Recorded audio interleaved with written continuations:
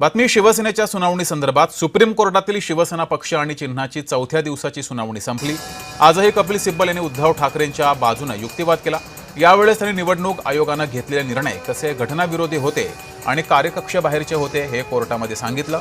एकनाथ शिंदेंनी मुख्य नेतेपदी झालेली त्यांची निवड ही बेकायदेशीर असल्याचा युक्तिवाद सुद्धा सिब्बल यांनी केलाय। तर कोर्टामध्ये नेमकं काय घडलंय, कसा युक्तिवाद झालेला आहे पाहूया। कपिल सिब्बल यांनी 2018 मध्ये शिंदेंसमोरच सर्व बदल झाले असा युक्तिवाद केला। यावेळेस 2018च्या घटनेचा संदर्भ सुद्धा त्यांनी दिला। पक्षामध्ये फूट पडलेलीच नाही असाही युक्तिवाद कपिल सिब्बल यांनी केलाय। तर कोर्टाने पक्षातील नेता म्हणजे काय असा सवाल कपिल सिब्बल यांना उपस्थित केला। यावर सिब्बल यांनी नेता हे पद पक्ष संघटनेतील आहे असा युक्तिवाद केला। सोबतच आयोगाने केलेल्या सर्व गोष्टी कक्षेबाहेरच्या आहेत असाही युक्तिवाद करत आयोगावर हल्लाबोल केलाय।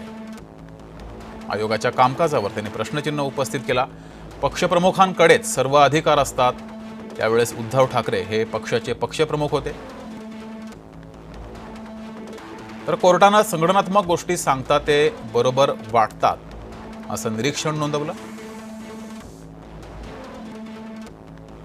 यावर कपिल सिब्बल यांनी 18 जुलैला बैठक झाली आणि 19 जुलैला पत्र दिलं गेलं असा युक्तिवादामध्ये मुद्दा मांडला।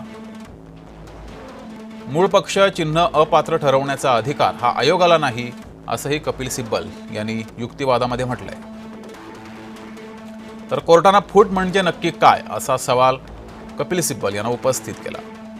यावर कपिल सिब्बल यांनी एकनाथ शिंदेंची निवड बेकायदेशीर आहे असा युक्तिवाद केला।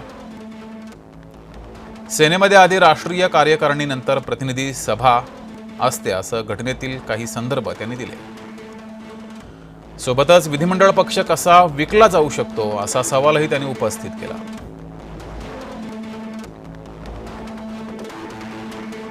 तर या सुनावणीनंतर दोन्ही शिवसेनेच्या नेत्यांनी काय प्रतिक्रिया दिल्यात त्या पाहूया।